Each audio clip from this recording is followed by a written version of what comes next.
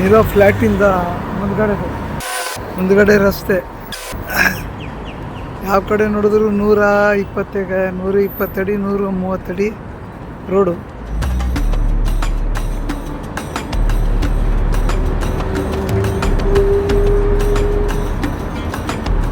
Footpath ಪೂರ್ತಿ complete, ಹಂಗೆ ಹೋಟ್ಲುಗಳು, continue ಶೋರೂಮ್ಗಳು. ತುಂಬ ದೂರ ಹೋದರೆ ತಪ್ಪಿಸ್ಕೊಟ್ಬಿಡ್ತೀವಿ ಅಂತ ನಮಗೆ ಭಯ ಆಗ್ತಿದೆ. ರಸ್ತೆ ಕನ್ಫ್ಯೂಸ್, ಎಲ್ಲ ಒಂದೇ ಥರ ಇದ್ದಾವೆ ರಸ್ತೆಗಳು. 2 ರೋಡು 3 ರೋಡ್ ಮುಂದೆ ಬಂದೆ ಎಲ್ಲಪ್ಪ ದೂರ ಬಂದ್ಬಿಟ್ಟಿದ್ದೀವಿ ಅನ್ನಿಸ್ತದೆ.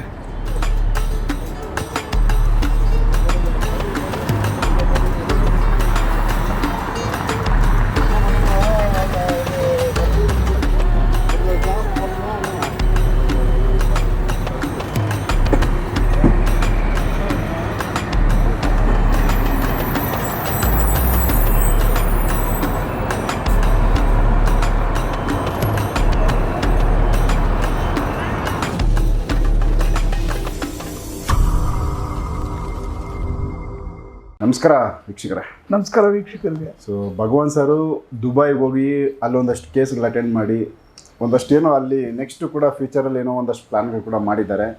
ಸೊ ಅನುಭವ ಯಾವ ಥರ ಇತ್ತು, ಯಾವ ಥರ ಒಂದು ಆ ಜಾಗದ್ದು ಒಂದು ಹೊಸ ಅನುಭವ ಅಂದರೆ ಬಿಫೋರ್ ಹೋಗಿದ್ದಾರೆ ಅವರು, ಬಟ್ ಈ ಕೇಸ್ಗೆ ಹೋಗಿ ಬಂದಿರೋದ್ರಿಂದ ಈ ವಿಚಾರನ ಮತ್ತೆ ನಾನು ನಿಮ್ಮ ಗಮನಕ್ಕೆ ತೊಗೊಂಬರೋಣ ಅಂತೇಳಿ ಮಾತಾಡ್ಸ್ತಾ ಇದ್ದೀನಿ.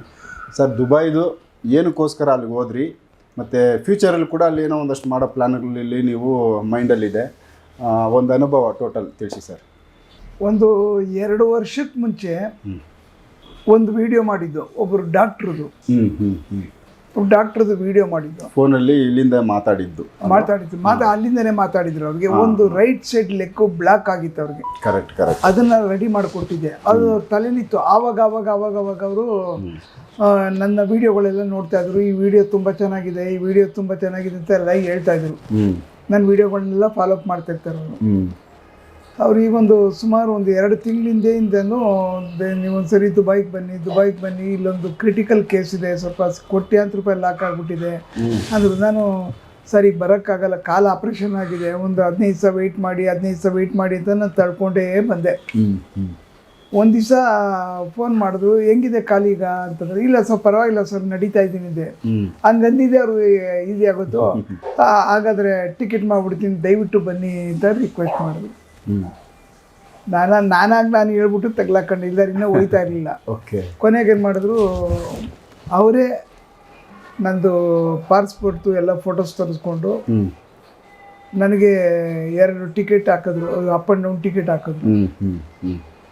ಸರಿ ಆಯಿತು ಅಂತ ಅಂದ್ಬಿಟ್ಟು ಬರ್ತೀನಿ ಅಂತ ಹೋದೆ. ನಾನು ಹೋಗೋ ಅಷ್ಟರೊಳಗಡೆ ಒಂದು ಕ್ರಿಟಿಕಲ್ ಕೇಸು ದುಬೈದೇ ನನ್ನ ಮುಂದೆ ಇತ್ತು. ಅಲ್ಲಿ ಹೋದ್ಮೇಲೆ ಏನು ಮಾಡಿದ್ರು, ನಾನು ಸುಮ್ಮನೆ ಬಂದು ಹೋಗೋದು ಬೇಡ ಅಂತ ಅಂದ್ಬಿಟ್ಟು ಶಾರ್ಜಾದಿಂದ ಒಂದು ಕೇಸು, ಅಬುದಾಬಿಯಿಂದ ಒಂದು ಕೇಸು, ಅವರಿಬ್ಬರಿಗೆ ಟೈಮಿಂಗ್ ಕೊಟ್ಟಿದ್ದೆ. ಅವ್ರದ್ದೇ ಮನೆ ಒಳಗಡೆ ಸ್ವಂತ ಫ್ಲ್ಯಾಟು, ಒಂದು 120 ಫ್ಲ್ಯಾಟ್ ಇರ್ತಕ್ಕಂಥ ಒಂದು ಜಾಗ ಅವ್ರದ್ದು. ಓಕೆ.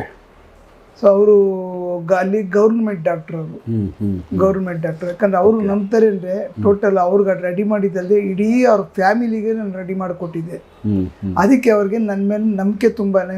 ನಿಮ್ಮ ಕೆಲಸನೇ ಬೇರೆ ಸರ್, ನಿಮ್ಮ ಕೆಲಸ ನಮ್ಮ ಕೈಲಂತ ಸತ್ರು ಆಗಲ್ಲ, ನೀವು ಇಲ್ಲಿರಬೇಕಾದವರು, ನೀವು ಇಲ್ಲಿ ಕೆಲಸ ಮಾಡಬೇಕು ಅಂತ ಅಂದ್ಬಿಟ್ಟು. ಇಲ್ಲ ಸರ್, ಕರ್ನಾಟಕದಲ್ಲೇ ನನಗೆ ಒಂದಿನ ಉಸಿರಾಡೋಕ್ಕೆ ಟೈಮ್ ಇಲ್ಲ, ಹಂಗೂ ಅಡ್ಜಸ್ಟ್ ಮಾಡ್ಕೊಂಡು ಮಾಡ್ತಾ ಇರ್ತೀನಿ, ನೋಡೋಣ ಅಂತ ಟೈಮ್ ಬಂದಾಗ ಅಂತ ಅಂದ್ಬಿಟ್ಟು ಅವ್ರಿಗೆ ಹೇಳ್ಬಿಟ್ಟು ಏನು ಮಾಡಿದೆ. ಸೊ ಅಲ್ಲಿದು ಕರೆಸಿದ್ರು ಅವ್ರನ್ನ, ದುಬೈನವ್ರನ್ನ. ಅವ್ರು ಏನು ಮಾಡಿದ್ದಾರೆ, ಒಬ್ಬರು ಇಂಜಿನಿಯರ್ ಅವರು. ಅಲ್ಲಿ ಹೋದ್ಮೇಲೆ ಅಲ್ಲಿ ಲಕ್ಷಗಟ್ಟಲೆ ಸಂಪಾದನೆ ಇದೆ ಅವ್ರಿಗೆ. ಸೊ ಅವ್ರು ಏನು ಮಾಡಿದ್ರು, ದುಡ್ಡು ಮಾಡ್ಕೊಂಡು ಏನು ಮಾಡಬೇಕಂತ ಎಲ್ಲೋ ಒಂದು ಕಡೆ ಯಾರಿಗೋ ಒಬ್ಬರಿಗೆ ಇನ್ವೆಸ್ಟ್ಮೆಂಟು ಏನಕ್ಕೋ ಮಾಡಿಬಿಟ್ರು. ಕಮ್ಮಿ ಅಂದರೆ 1 ಕೋಟಿ ತನಕ ಲಾಕ್ ಆಗಿಬಿಟ್ರು. ದೊಡ್ಡ ಅಮೌಂಟು ಲಾಕ್ ಆಗಿಬಿಟ್ರು. ಕೊನೆಗೆ ಅವ್ರದ್ದೇ ಒಂದಷ್ಟು ಪ್ರಾಪರ್ಟಿಗಳು ಲಿಟಿಗೇಷನ್ ಆಗಿಬಿಟ್ಟಿದ್ದಾವೆ. ಯಾವ್ದು ಇದ್ರೂ ಕೂಡ ಇಲ್ದಂಗೆ ಅವರೇ. ಏನು ಮಾಡಬೇಕು ಅಂತ ಗೊತ್ತಿಲ್ಲ. ಬಿಟ್ಟೋದ್ರೆ ಭಾಳ ಕಷ್ಟ. ಇಂಡಿಯಾದವರು ಬಿಟ್ಟು ಬಂದರೆ ಭಾಳ ಕಷ್ಟ. ಈ ಕಡೆ ತಮಿಳ್ನಾಡಿನವರು ಅಲ್ಲಿ ಕೆಲಸ ಮಾಡಿದ್ರೆ ದುಡ್ಡೆಲ್ಲ ಬರೀ ಅಲ್ಲಿ ಇಲ್ಲಿ ತಂದಿರೋ ಕಡೆ ದುಡ್ಡು ಹಾಕಬೇಕು, ಕೊಡಬೇಕು, ಮಾಡಬೇಕು. ಆದರೆ ಏನು ಮಾಡ್ಬೇಕಂತ ಗೊತ್ತಾಗ್ತಾ ಇಲ್ಲ. ಅದಕ್ಕೆ ಅವ್ರ ಪೂಜೆ ಪುನಸ್ಕಾರಗಳು ಇವ್ರು ಹೇಳಿದ್ರು, ಯಾವ ಪೂಜೆನೂ ಇಲ್ಲ, ಏನೂ ಇಲ್ಲ, ನಾನೊಬ್ಬರನ್ನ ಕರೆಸ್ತೀನಿ ಅಂತ ಹೇಳಿ ಅವರಿಬ್ಬರು ಪ್ಲಾನ್ ಮಾಡಿ ನನಗೆ ಕರೆಸಿದ್ದು. ಓಕೆ.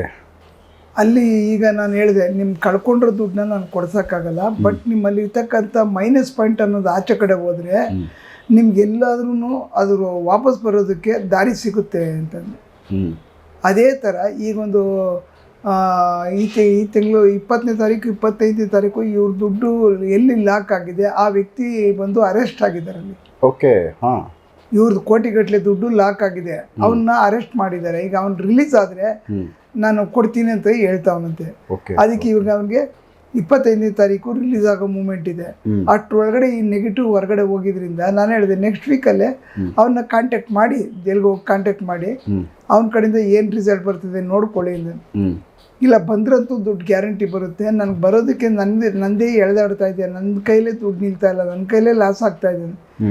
ಈಗ ಅಲ್ಲಿ ಮಾತಾಡ್ಕೊಂಡು ಬಂದಮೇಲೆ ಇಂಡಿಯಾದಲ್ಲಿ ಕೂತ್ಕೊಂಡು, ಯಾಕಂದರೆ ಹೊರಗಡೆ ಬಂದು ನಾವು ದಿಗ್ಬಂಧನ ಮಾಡ್ಕೊಂಡಿರಲ್ಲ, ಎಲ್ಲೋ ಜಾಗ ಏನೋ ಹೆಚ್ಚು ಕಮ್ಮಿ ಆದರೆ ಭಾಳ ಕಷ್ಟ ಅಂದ್ಬಿಟ್ಟು ಅಲ್ಲಿ ಕೇಸ್ ತೊಗೊಂಡೆ ಎಲ್ಲ ಡಿಸೈಡ್ ಮಾಡಿ ಇಂಡಿಯಾಗೆ ಬಂದು ಕೂತ್ಕೊಂಡು ನಾನು ವರ್ಕ್ ಮಾಡಿ ಅವ್ರಿಗೆ ರಿಸಲ್ಟ್ ತೊಗೊಂಡಿದ್ದೀನಿ. ಬಾಡಿ ಎಲ್ಲ ಫ್ರೀ ಮೂವ್ಮೆಂಟ್ ಆಗಿ ಈಗ ಫುಲ್ಲು ಜೋಶಲ್ಲಿದ್ದಾರಂತೆ, ತುಂಬ ಚೆನ್ನಾಗಿದ್ದಾರೆ. ಈಗ ನೆಕ್ಸ್ಟ್ ವೀಕ್ ತಿರ್ಗಾ ಒಂದು 10 ಡೇಸಲ್ಲಿ ನಾನು ಮತ್ತೆ ಹೋಗೋ ಚಾನ್ಸಸ್ ಇದೆ. ಅದೇ ಕೇಸ ಇಲ್ಲ ಬೇರೆ ಕೇಸ್ಗಳಿಗೆ ಹೋಗೋದಿದೆ. ಸೊ ಅದು ಅಲ್ಲಿ ಇದ್ದಾಗ ಇವ್ರದ್ದು ಅಟೆಂಡ್ ಮಾಡಿದ್ಮೇಲೆ ಶಾರ್ಜಾದಿಂದ ಮತ್ತು ಅಬುದಾಬಿಯಿಂದ ಇನ್ನೂ 2 ಕೇಸ್ಗಳು ಬಂತು. ಅಲ್ಲಿಗೆ ಕರೆಸಿದ್ರು, ಇಲ್ಲೇ ಗುರುಜಿ ಇಲ್ಲೇ ಇದ್ದಾರೆ, ವಾಪಸ್ ನಾಳೆ ರಾತ್ರಿ ಹೊರಟ್ಬಿಡ್ತಾರೆ, ಬನ್ನಿ ಅಂತ ಅಂದ್ಬಿಟ್ಟು ಇವರೇ ಮೆಸೇಜ್ ಕೊಟ್ಟು ಕರೆಸಿ ಅಲ್ಲಿ ಇನ್ನೂ 2 ಕೇಸ್ ತೊಗೊಂಡು ಬಂದು ಇಲ್ಲೇ ಅಟೆಂಡ್ ಮಾಡ್ತಾ ಇದ್ದೀನಿ. ಯಾಕಂದರೆ ಫಾರಿನ್ನಲ್ಲಿ ಅಂದರೆ ನಮ್ಗೆ ಅಷ್ಟೇ ಖರ್ಚು ಬರ್ತಿದೆ, ಉಳ್ಕೊಳ್ಳೋಕ್ಕೂ ಭಾಳ ತೊಂದರೆಗಳಾಗ್ತವೆ. ಅಲ್ಲಿ ಒಂದು ತಿಂಗಳಿಗೆ 1 ಲಕ್ಷ ರೂಪಾಯಿ ಬಾಡಿಗೆ, ಆಮೇಲೆ ವೀಸಾಗೆ 70-80 ಸಾವಿರ ಖರ್ಚಾಗುತ್ತೆ, ಆಮೇಲೆ ಊಟ ತಿಂಡಿ ಬಂದು ದುಬಾರಿ ಸಿಕ್ಕಾಪಟ್ಟೆ. ಯಾಕಂದ್ರೆ ಅಲ್ಲಿ ಮಾಡಬೇಕಂದ್ರೆ ನಾನು ಅಲ್ಲಿ ಉಳ್ಕೋಬೇಕು ಅಂತಂದರೆ ಅಲ್ಲಿ ಇದಕ್ಕೆ ನಾನು ತಗೊಂಡು ಅಲ್ಲಿ ಜನಕ್ಕೆ ನಾವು ಒಳ್ಳೇದು. ಆದರೆ ಅಲ್ಲಿ ಜನ ಏನು ಮಾಡ್ತಾರೆ, ಮುಸ್ಲಿಮ್ಸ್ ಕಂಟ್ರಿ ಆಗಿದ್ದರಿಂದ ಪೂಜೆ ಪುನಸ್ಕಾರಗಳಿಗೆ ಅವ್ರು ಬೆಲೆ ಕೊಡಲ್ಲ. ಹೌದು, ಪೂಜೆ ಮಾಡೋಂಗಿಲ್ಲ, ಪುನಸ್ಕಾರ ಮಾಡೋಂಗಿಲ್ಲ, ಇನ್ನೊಂದು ಮಾಡೋಂಗಿಲ್ಲ. ಬಟ್ ಆದರೆ ನಾನು ಅವು ಎಲ್ಲದಕ್ಕೂ ನಾವು ಕರೆಕ್ಟ್ ಆಗಿರ್ತೀವಿ. ಯಾಕಂದರೆ ನಾವು ಹಾಕೋ ಬಟ್ಟೆನೇ ಬೇರೆ, ನನ್ನ ಸ್ವಾಮೀಜಿ ಥರ ಕಾಣಿಸಲ್ಲ, ಬಟ್ ಇವ್ರು ಏನೋ ಮಾಡ್ತಾರೆ, ಏನೋ ಹೀಲಿಂಗ್ ಮಾಡ್ತಾರೆ, ಏನೋ ಮಾಡ್ತಾರೆ ಅಂತ ಅನ್ಕೋತಾರೆ. ಸೊ ಅದೇ ಪ್ಲಸ್ ಪಾಯಿಂಟ್ ಮಾಡಿಕೊಂಡು ನಾನು ಕೆಲಸ ಮಾಡ್ತೀನಿ. ಯಾಕಂದ್ರೆ ನಮ್ದು ಈ ಥರದ್ದು ಸಂಬಂಧಪಟ್ಟಿದ್ದು ಈ ಥರ ಶಕ್ತಿಗಳನ್ನ ಯೂಸ್ ಮಾಡ್ತೀವಿ. ಇವೆಲ್ಲ ನಾನು ಏನು ಹೇಳಿ, ನಿಮ್ಗೆ ಒಳ್ಳೇದಾಗಬೇಕಾ ಬನ್ನಿ ಅಷ್ಟೇ. ಈಗ ನನ್ನಿಂದ ಒಳ್ಳೇದಾಗಿರೋರು ಏನು ಮಾಡ್ತಾರೆ, ಏನು ಮಾತಾಡಬೇಡ ಗುರುಜಿ ಹೆಂಗೆ ಹೇಳ್ತಾರೆ ಹಂಗೆ ಕೇಳಿ ದುಡ್ಡು ಹಾಕು ಅಂತಾರೆ. ಸೊ ಫಾಲೋ ಮಾಡ್ತಾರೆ. ಮೌತ್ ಪಬ್ಲಿಸಿಟಿ ಕೊಡ್ಬೇಕಷ್ಟೇ ಹೊರತು ಪಬ್ಲಿಸಿಟಿ ಮಾಡೋಂಗಿಲ್ಲ ಅಲ್ಲಿ ಫಾರಿನ್ನಲ್ಲಿ. ಯಾಕಂದರೆ ಒಂದು ರೋಡಿಂದ ಒಂದು ರೋಡ್ಗೆ ಹೋದ್ರು ನಮ್ಗೆ ರೋಡ್ ಗೊತ್ತಾಗಲ್ಲ, ಕಾರಲ್ಲಿ ಹೋಗ್ಬೇಕು, ಸಿಕ್ಕಾಪಟ್ಟೆ ರೇಟ್ ಜಾಸ್ತಿ ಟ್ಯಾಕ್ಸಿಗಳಲ್ಲಿ. ಅಲ್ಲಿ ಹೋದರೆ ಸ್ವಂತ ಕಾರ್ ಇಟ್ಕೋಬೇಕು ಹೊರತು ಟ್ಯಾಕ್ಸಿಲಿ ಓಡಾಡೋಕ್ಕಾಗಲ್ಲ, ಸಿಕ್ಕಾಪಟ್ಟೆ ರೇಟಲ್ಲಿ. ಸೊ ಹಂಗಾಗಿ ನನಗಲ್ಲಿ ಈಗ ಕೆಲಸ ಮಾಡಬೇಕನ್ನೋದನ್ನು ನನಗೆ ಭಾಳಷ್ಟು ಇಂಟ್ರೆಸ್ಟ್ ಆಗಿದೆ. ಈಗ ನಾನು ಈಗ ರಿಸಲ್ಟ್ ಕೊಟ್ಟಿದ್ದೀನಿ, 3 ಜನಕ್ಕೂ ಒಳ್ಳೆ ರಿಸಲ್ಟ್ ಸಿಕ್ಕಿದೆ. ಸೊ ಅವ್ರ ಕಡೆನೇ ಇನ್ನೂ ಒಂದು 10 ಜನ 20 ಜನ ತನಕ ಅವ್ರ ಕಡೆನೇ ಇರೋದ್ರಿಂದ ನಾನು ನೆಕ್ಸ್ಟ್ ತಿರ್ಗಾ ಇನ್ನೂ ಒಂದು 10 ಡೇಸಲ್ಲಿ ಸ್ವಂತ ನಾನು ಫ್ಲೈಟ್ ಟಿಕೆಟ್ ಹಾಕ್ಕೊಂಡು ನಾನು ಹೋಗ್ಬೇಕಂತ ಡಿಸೈಡ್ ಮಾಡಿ ಅಲ್ಲಿ ಉಳ್ಕೊಳ್ಳೋಕ್ಕಾಗಲಿ, ಇನ್ನೊಂದಕ್ಕಾಗಲಿ, ಮತ್ತೊಂದಕ್ಕಾಗಲಿ ಇದು ಮಾಡೋದು. ಅದಕ್ಕೋಸ್ಕರ ಅಲ್ಲಿ ಹೋದರೆ ನಾವು ಇಂಟರ್ನೆಟ್ ಯೂಸ್ ಮಾಡಬೇಕು. ವಾಟ್ಸಪ್ ಕಾಲ್ ಬರಲ್ಲ. ಹೌದು, ವಾಟ್ಸಪ್ ಕಾಲ್ಗಳು ಬರಲ್ಲ. ನಾವು ಇಂಟರ್ನೆಟ್ ಹಾಕೊಂಡ್ರೆ ರೂಮಲ್ಲೇ ಕೂತ್ಕೊಂಡು ಮಾತಾಡಬೇಕು. ಇದೆಲ್ಲ ಪ್ರೊಸೀಜರ್ ಸಿಕ್ಕಾಪಟ್ಟೆ ಇದಾವೆ ಅಲ್ಲಿ. ಯಾಕಂದ್ರೆ ಇಲ್ಲಿಂದ ಜನ ಫೋನ್ ಮಾಡ್ತಿರ್ತಾರೆ, ಇಲ್ಲಿಂದ ಜನ ಫೋನ್ ಮಾಡೋದು ಆಟೋಮೆಟಿಕ್ ಆಗಿ ಬಂದ್ಬಿಡ್ತಿದೆ. ನಾವು ಮಾತಾಡಿದ್ರೆ ರೋಮಿಂಗಲ್ಲಿ ಸಿಕ್ಕಾಪಟ್ಟೆ ಕಟ್ಟಾಗುತ್ತೆ. ಬರೀ 2 ದಿವಸಕ್ಕೆ 3 ದಿವಸಕ್ಕೆ 2-3 ಸಾವಿರ ರೂಪಾಯಿ ಖಾಲಿ ಆಗ್ಬಿಡ್ತಿದೆ. ಆ ಥರ ಇರ್ತದೆ.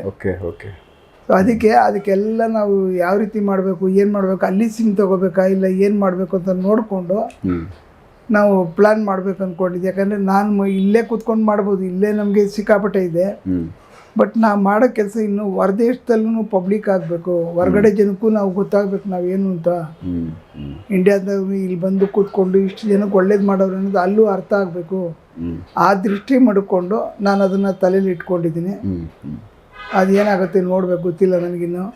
ಇನ್ನು ಪ್ಲಾನ್ ಮಾಡ್ತಾ ಇದ್ದೀರಾ? ಆಲ್ರೆಡಿ ಕೇಸ್ಗಳು ಅಟೆಂಡ್ ನಡೀತಾ ಇದೆ. ಕೇಸ್ಗಳು ಆಲ್ರೆಡಿ ದುಬೈದೆ ಹೆಚ್ಚು ಕಮ್ಮಿ ಸುಮಾರು ಕೇಸ್ ಅಟೆಂಡ್ ಮಾಡಿದ್ದೆ. ಈಗ ಪ್ರೆಸೆಂಟ್ ನಾನು ಓಟ್ ಬಂದಮೇಲೆ 4 ಕೇಸ್ ತೊಗೊಂಡಿದ್ದೀನಿ, ಅಟೆಂಡ್ ಮಾಡ್ತಾ ಇದ್ದೀನಿ. ಸೊ ಅದಕ್ಕೆ ಈಗ ವೀಸಾ ಇನ್ನೂ 20 ದಿನ ವೀಸಾ ಇದೆ ನಂದು. ಆ ವೀಸಾ ಮುಗಿಯೋಷ್ಟ್ರೊಳಗಡೆ ಇನ್ನೊಂದು ಸರಿ ನಾನು ಹೋಗೋದಕ್ಕೆ ಎಲ್ಲ ರೆಡಿ ಮಾಡಿಸ್ತಾ ಇದ್ದೀನಿ. ಸೊ ಆ ವೀಸಾ ಖಾಲಿ ಇದಾಗೋಷ್ಟರಲ್ಲಿ ಮತ್ತೆ ಇನ್ನು ಎಕ್ಸ್ಪೈರ್ ಆಗಕ್ಕೆ ಬಿಫೋರ್ ಇನ್ನೊಂದು ಹೋಗಿ ಬಂದು ಹೌದು, 7,500 ರೂಪಾಯಿ ಒಂದು ತಿಂಗಳಿಗೆ ವೀಸಾ. 7,500 ರೂಪಾಯಿ. ಈಗ ಈ ಮೊದ್ಲಂಗೆ 5 ದಿವಸ 10 ದಿವಸಕ್ಕೆ ವೀಸಾ ಕೊಡ್ತಾ ಇಲ್ಲ. 7,500 ಕೊಟ್ಟರೆ 1 ತಿಂಗಳು ವೀಸಾ ಕೊಡ್ತಾರೆ. ಆ 1 ತಿಂಗಳು ನಾವು ಕಟ್ಟಿರೋ ದುಡ್ಡು ಯಾಕೆ ವೇಸ್ಟ್ ಆಗಬೇಕು?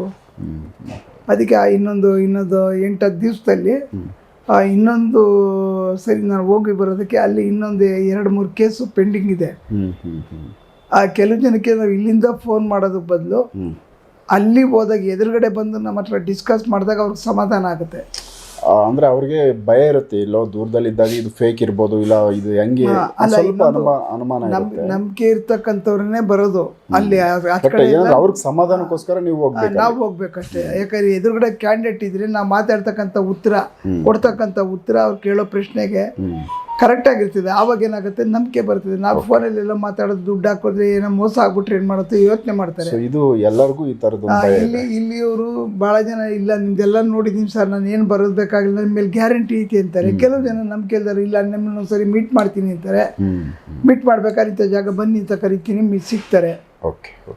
ಸೊ ಅದು ಹೊರಗಡೆ ದೇಶಕ್ಕಾದರೆ ನಾವು ಎದುರುಗಡೆ ಹಿಂಗೆ ಇಂಥ ದಿವಸ ಬರ್ತಾರೆ ಹಿಂಗೆ ಬರ್ತಾರೆ ಅಂದರೆ ಅವತ್ತು ವೆಯ್ಟ್ ಮಾಡ್ತಾರೆ. ಅವರು ಬರ್ತಾರೆ, ಮಾತಾಡ್ತಾರೆ, ಅವ್ರ ಕಷ್ಟ ಸುಖ ಹೇಳ್ಕೊತಾರೆ, ಅವ್ರಿಗೆ ತೊಂದರೆನೋ ಹುಷಾರಿಲ್ಲದೆ ಇರೋದು ಇನ್ನೊಂದು. ಅಲ್ಲಿ ಇವಾಗ ಇನ್ನೊಂದು ಕೇಸು ರೆಡಿ ಇದೆ. ಅದು ಮೈಯೆಲ್ಲ ಯಾರೋ ಕೆರಿತಾ ಇದ್ದಾರಂತೆ ಒಳಗಡೆಯಿಂದ.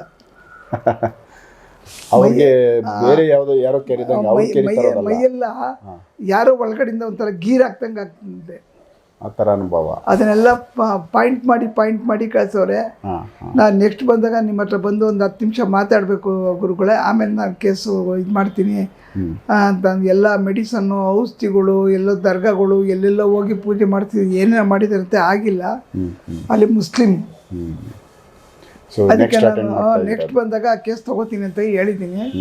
ಯಾಕಂದ್ರೆ ವಿಚಿತ್ರವಾದ ಇದು ಅರಬ್ ಇದು ಕಂಟ್ರಿ ಅಂದ್ರೆ ಇದು ಏನಾಗುತ್ತೆ, ಬರೀ ಮುಸ್ಲಿಮ್ಸೇ ಇರೋದ್ರಿಂದ ಅಲ್ಲಿ ವಿಚಿತ್ರವಾದ ಕೇಸ್ಗಳು ಅಲ್ಲಿಗೆ ಸಂಬಂಧಪಟ್ಟಿದ್ದು ಏನಿರ್ತವೆ ಅಂತ ಗೊತ್ತಾ. ಅಲ್ಲಿ ವಿಚಿತ್ರಗಳು ನಾನು ಮುಂದೆ ನೋಡ್ಬೇಕಿನ್ನ. ಅಂದ್ರೆ ಇಲ್ಲಿ ಇರೋದು ಕಾಣಿಸ್ತಾ ಇದೆ, ಬಟ್ ಅಲ್ಲೂ ಏನು ತೊಂದರೆ ಆಗಲಿದೆ, ನೀವು ಇನ್ನ ಅಟೆಂಡ್ ಮಾಡ್ತಾ ಅಲ್ಲಿ ಯಾವ ಥರ ಕೇಸ್ಗಳು ಬರ್ತವೆ, ಏನು ಬರ್ತವೆ ಅನ್ನೋದನ್ನ ನಾವು ನೋಡಬೇಕಾಗಿದೆ ಅಲ್ಲೋಗಿ. ಅದಕ್ಕೋಸ್ಕರ ನಾನೇನು ಮಾಡಿದೆ, ಇಲ್ಲಿ ನಾವು ಮಾಡ್ತಿರೋದು 10 ಜನಕ್ಕೆ ಒಳ್ಳೇದಾಗೈತೆ ಅಂತಂದರೆ ನಾವು ಹೊರಗಡೆನೂ ಯಾಕೆ ಮಾಡಬಾರ್ದು ಅನ್ನೋದೊಂದು ತಲೆಯನ್ನು ಮಾಡ್ಕೊಂಡು ವರ್ಷಾನುಗಟ್ಲಿಂದ ನಾನು ಕೇಸ್ ಅಟೆಂಡ್ ಮಾಡ್ತಾಯಿದ್ದೀನಿ. ಫಾರಿನ್ ಕೇಸ್ಗಳು ಅಂದ ತಕ್ಷಣ ನಾವು ಎಲ್ಲ ಸ್ವಿಟ್ಜರ್ಲ್ಯಾಂಡು, ಕ್ಯಾಲಿಫೋರ್ನಿಯಾಗೆಲ್ಲ ಹೋಗೋಕ್ಕಾಗಲ್ಲ. ಅಟ್ಲೀಸ್ಟ್ ಇದು ನಿಯರೆಸ್ಟ್ ಇರೋಂಥ ದುಬೈ ಆದರೆ ಹೋಗಿ ಬರ್ಬೋದು ಅನ್ನೋ ದೃಷ್ಟಿ ಮಾಡಿಕೊಂಡು ನಾನು ಪ್ಲ್ಯಾನ್ ಮಾಡಿದೆ. ಅದಕ್ಕೆ ತಕ್ಕಂತೆ ಅವರೇ ಫಸ್ಟ್ ಟೈಮ್ ನನಗೆ ಟಿಕೆಟ್ ಮಾಡಿ ಅವರೇ ಕರೆಸಿದ್ರಿಂದ ನಾನು ಇಲ್ಲೆಲ್ಲರಿಗೂ ರಿಕ್ವೆಸ್ಟ್ ಮಾಡಿಕೊಂಡು ಒಂದು ವಿಡಿಯೋ ಮಾಡಿ ದಯವಿಟ್ಟು 3-4 ದಿವಸ ಕಾಲ್ ಮಾಡಿ ನಾನು ಸಿಗ್ತೀನಿ ಅಂತ ಹೇಳಿದ್ದೆ ಅಷ್ಟೇ. ಒಂದಷ್ಟು ಜನ ವಾಟ್ಸಪ್ ಕಾಲ್ಗಳು ಮಾಡಿದ್ರು, ಫೋಟೋಗಳು ಕಳಿಸಿ ಹೇಳ್ತೀನಿ ಅಂತಂದೆ. ಯಾಕಂದ್ರೆ ಮಾತಾಡಿದ್ರೆ ಕತೆ ಹೇಳ್ದಂಗೆ ಹೇಳ್ತಾರೆ, ಆವಾಗ ಸಿಕ್ಕಾಪಟ್ಟೆ ಪ್ರಾಬ್ಲಮ್ ಆಗ್ತದೆ ಅಂದ್ಬಿಟ್ಟು ನಾನು ಇಮ್ಮಿಡಿಯೇಟು 2-3 ದಿನಕ್ಕೆ ಹೊರಟು ಬಂದಮೇಲೆ ಇರೋ ಕೇಸ್ಗಳೆಲ್ಲ ಮುಗಿಸ್ತಾ ಇದ್ದೀನಿ. ಮುಂದೆ ನೋಡೋಣ, ಹೋಗೋಣ. ಅಲ್ಲಿ ಮತ್ತೆ ಒಂದು 15 ದಿವಸ ಅಲ್ಲಿ, ಇಲ್ಲ ಒಂದು 10 ದಿವಸ ಅಲ್ಲಿ, 20 ದಿವಸ ಇಲ್ಲಿ, ಆ ಥರ ಪ್ಲಾನ್ ಮಾಡೋಣ ಅಂದ್ಕೊಂಡಿದ್ದೀನಿ. ನೋಡೋಣ ಅದು ಮತ್ತೆ. ನೆಕ್ಸ್ಟಲ್ಲಿ 10 ದಿವಸ ಅಲ್ಲಿರೋದು ಫಾರಿನಲ್ಲಿ, 20 ದಿವಸ ಇಂಡಿಯಾದಲ್ಲಿರೋದು. ಸೊ ಇದು ಪ್ಲಾನ್ ಇದೆ ನೆಕ್ಸ್ಟ್. ಹೌದು. ಸೊ ಅಂದರೆ ಅಲ್ಲಿಂದ ಕೇಸ್ಗಳು ಅಟೆಂಡ್ ಮಾಡೋಕ್ಕೋಸ್ಕರ ಅಲ್ಲಿಗೆ ಹೋಗ್ಲೇಬೇಕು. ಹೌದೌದು. ಯಾಕಂದರೆ ಡೈರೆಕ್ಟಾಗಿ ಲೈವಲ್ಲಿ, ಯಾಕಂದರೆ ಹೊಸ ಜಾಗ ಆಗಿದ್ದರಿಂದ ನೀವು ಡೈರೆಕ್ಟ್ ಕೂತ್ಕೊಬೇಕು. ನಾವು ಡೈರೆಕ್ಟ್ 1-to-1 ಕೂತ್ಕೊಂಡು ಏನಾಗುತ್ತೆ ಅವ್ರಿಗೆ ನಂಬಿಕೆ ಬರ್ತದೆ. ಅಂದರೆ ಇವರೆಲ್ಲರೂ ಅಂದರೆ ದುಬೈ ಲೋಕಲ್ ಇರೋರಾ, ಇಲ್ಲ ನಮ್ಮ ಕರ್ನಾಟಕದವ್ರು ಅಲ್ಲಿ ಹೋಗಿ ಸೆಟ್ಲ್ ಆಗಿರೋರಾ? ಇಲ್ಲ ದುಬೈ ಲೋಕಲ್ಲು ಪ್ಲಸ್ ನಮ್ಮ ಕರ್ನಾಟಕದಿಂದ ಹೋಗಿರ್ತಕ್ಕಂಥವ್ರು, ಕೇರಳ, ತಮಿಳ್ನಾಡು, ಆಮೇಲೆ ಮಂಗಳೂರು, ಇದಕ್ಕೆ ಉಡುಪಿಯವರು ಭಾಳಷ್ಟು ಜನ ಇದ್ದಾರೆ. 40% ಜನ ನಮ್ಮ ಇಂಡಿಯನ್ಸ್ ಇದ್ದಾರೆ ಅಲ್ಲಿ ಸೆಟ್ಲ್ ಆಗಿದ್ದಾರೆ ಪರ್ಮನೆಂಟ್. ಅವ್ರೇನು ಮಾಡ್ತಾರೆ, ನಮ್ಮ ಇಂಡಿಯನ್ಸು ಅಂದರೆ ನಮ್ಮ ಇಂಡಿಯಾ ಸಂಸ್ಕೃತಿ ಮೇಲೆ, ನಮ್ಮ ಇಂಡಿಯಾ ಕೆಲಸದ ಮೇಲೆ ನಂಬಿಕೆ ಇರ್ತಿದೆ. ಜೊತೆಗೆ ಅವ್ರ ಕಣ್ಣೆದುರುಗಡೆ ಇರ್ತಕ್ಕಂಥ ಕೇಸ್ಗಳು ಕ್ಲಿಯರ್ ಆಗಿದ್ದಾಗ ಏನಾಗುತ್ತೆ, ನಮ್ಮದು ಏನೋ ಆಗ್ಬೋದು ಅನ್ನೋದು ಅವ್ರ ಮನಸ್ಸಲ್ಲಿ ಇರ್ತದೆ.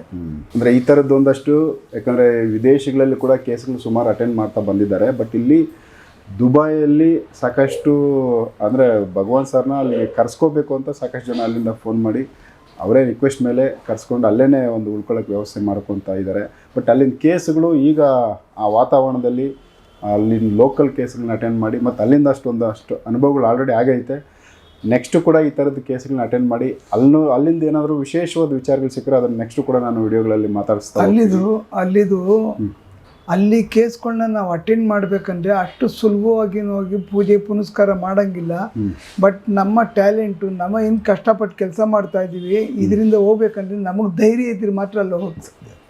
ಇಲ್ಲ ಸುಮ್ಮನೆ ಹಂಗೆಲ್ಲ ಹೋಗಿ ಹೊರಗಡೆ ಕಂಟ್ರಿಗಳೆಲ್ಲ ನಾವು ಕೆಲಸ ಮಾಡ್ತೀವಿ ಅಂತ ಹೇಳೋಕ್ಕಾಗಲ್ಲ.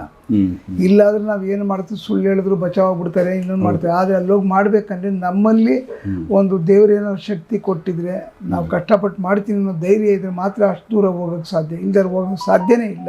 ಸೊ ಇಷ್ಟು ಧೈರ್ಯವಾಗಿ ಹೋಗಿ ಅಟೆಂಡ್ ಮಾಡೋಕ್ಕಾಗಲ್ಲ, ಆಗಲ್ಲ, ಫೇಲ್ಯೂರ್ ಆಗುತ್ತೆ, ಇಲ್ಲ ಇನ್ನೇನೋ ಅಲ್ಲಿ ಏನಾಗ್ಬೋದು ಅನ್ನೋ ಭಯ ಇದ್ರೂ ಆಗಲ್ಲ ಸರ್. ಅಲ್ಲಿ ಏನೋ ಒಂದು ಹೆಚ್ಚು ಕಮ್ಮಿ ಆದರೂ ಬಿಡಲ್ಲ ನಿಮ್ಮ ಜನ. ಅಂದರೆ ನಾವತ್ತು ರಿಸಲ್ಟ್ ಕೊಡೋದು ನಮ್ಮ ಟ್ಯಾಲೆಂಟು, ನಮ್ಮ ಕಷ್ಟವಾದಂಥ ಕೆಲಸ ನಾವು ಮಾಡ್ತೀನಿ ಅಂತ ಧೈರ್ಯ ಇದ್ದಾಗ ಮಾತ್ರ ಅಷ್ಟು ದೂರ ಹೋಗೋಕ್ಕೆ ಸಾಧ್ಯ, ಇಲ್ದಾರೆ ಮಾಡೋಕ್ಕೆ ಸಾಧ್ಯನೇ. ಇಲ್ದಾರೆ ಅವರು ಟಿಕೆಟ್ಗಳು ಹಾಕಿ ಕರ್ಸೋಕೆ ಎಲ್ಲಿ ಯಾವ ಕಾಲಕ್ಕೆ ಸಾಧಿಕಾಗಲ್ಲ, ಯಾರು ಮಾಡ್ತಾರೆ. ಹೌದು, ಈಗ ನನಗೆ ಸುಮಾರು ಕಮ್ಮಿ ಅಂದರು 50,000 ರೂಪಾಯಿ ಖರ್ಚಾಯ್ತು. 50,000 ರೂಪಾಯಿ ಒಬ್ಬರು 3ನೇ ವ್ಯಕ್ತಿ ಹಾಕಿ ನನ್ನ ಕರೆಸ್ತಾರೆ ಅಂತ ಅಂದರೆ ಸೊ ಆ ನಂಬಿಕೆ ಇದೆ ಅವರಲ್ಲಿ. ಅವ್ರು ನನ್ನ ಮೇಲೆ ಎಷ್ಟು ನಂಬಿಕೆ ಇತ್ತು. ಅದೇ ಥರ ಅಲ್ಲಿ ನಂಬಿಕೆ ನಾವು ಉಳಿಸ್ಕೊಳ್ಳೋಕ್ಕೆ ನಾವು ಕಷ್ಟಪಟ್ಟು ಕೆಲಸ ಮಾಡ್ತೀವಿ ಅನ್ನೋ ಧೈರ್ಯ ಇದ್ರೆ ಮಾತ್ರ ಅಷ್ಟು ದೂರ ಹೋಗೋಕ್ಕೆ ಸಾಧ್ಯ, ಇಲ್ಲ ಅಂದರೆ ನಾವು ಅಷ್ಟು ಸುಲಭವಾಗಿ ಹೋಗೋಕ್ಕಾಗಲ್ಲ. ಸೊ ಚಾಲೆಂಜಿಂಗ್ ಅಂತೂ ಅಲ್ಲಿ ಚಾಲೆಂಜಿಂಗ್ ಅಷ್ಟು, ಅಲ್ಲೂ ಕೂಡ ಕೆಲಸಗಳು ಅಷ್ಟು ಈಸಿ ಇರಲ್ಲ. ಮುಂದೆ ಅಲ್ಲೂ ವಿಚಿತ್ರವಾದಂಥ ಕೇಸ್ಗಳನ್ನ ನಾನು ವಿಡಿಯೋ ಮಾಡ್ತೀನಿ. ಅಲ್ಲೂ ವಿಚಿತ್ರವಾದಂಥ ಕೇಸ್ಗಳನ್ನ ವೀಡಿಯೋಗಳು ಮಾಡ್ತೀನಿ. ಅಲ್ಲಿ ಹೊರದೇಶದಲ್ಲೂ ಕೂಡ ಏನೇನು ತೊಂದರೆಗಳು ಆಗ್ಬೋದು, ಯಾವ್ಯಾವ ಥರ ತೊಂದರೆಗಳು, ಇದಕ್ಕಿಂತ ವಿಭಿನ್ನವಾಗಿ ಏನಿರ್ಬೋದು ಅಂತ ನೋಡೋಣ, ಟ್ರೈ ಮಾಡೋಣ. ಸೊ ಆತ್ಮಗಳು ಅಲ್ಲೂ ಕೂಡ ಎಫೆಕ್ಟ್ ಅಲ್ಲಿ ಯಾವ ರೀತಿ ತೊಂದರೆಗಳು ಕೊಡ್ತವೆ. ಈಗ ನಾನು ಹೇಳಿದೆ ಒಂದು ಮೈಯೆಲ್ಲ ಪರಿಸ್ಥಿತಿ ಅಂತೆ, ಗೀರ್ ಹಾಕತ್ತಂತೆ. ಇದು ಯಾವ ಥರ ಇದು ಹೊಸದು ನಮ್ಗೆ ಅಲ್ಲಿ ನೋಡ್ಬೇಕಲ್ಲ ಅಲ್ಲಿ. ಸೊ ಅಟೆಂಡ್ ಮಾಡಿದ್ಮೇಲೆ ಗೊತ್ತಾಗುತ್ತೆ. ಸೊ ಓಕೆ, ಅದೊಂದು ಅನುಭವ ಆದಮೇಲೆ ಮತ್ತೆ ಮಾತಾಡೋಣ. ಸೊ ನೆಕ್ಸ್ಟ್ ಇನ್ನೂ ಇದೇ ಥರದ್ದು ಡಿಫ್ರೆಂಟ್ ಇರೋ ವಿಚಾರಗಳು, ಬೇರೆ ವಿಚಾರಗಳನ್ನ ಭಗವಾನ್ ಸರ್ ಜೊತೆ ಮಾತಾಡ್ತಾ ಹೋಗ್ತೀನಿ. ಎಪಿಸೋಡ್ ನೋಡ್ತಾ ಹೋಗಿ. ನಮಸ್ಕಾರ.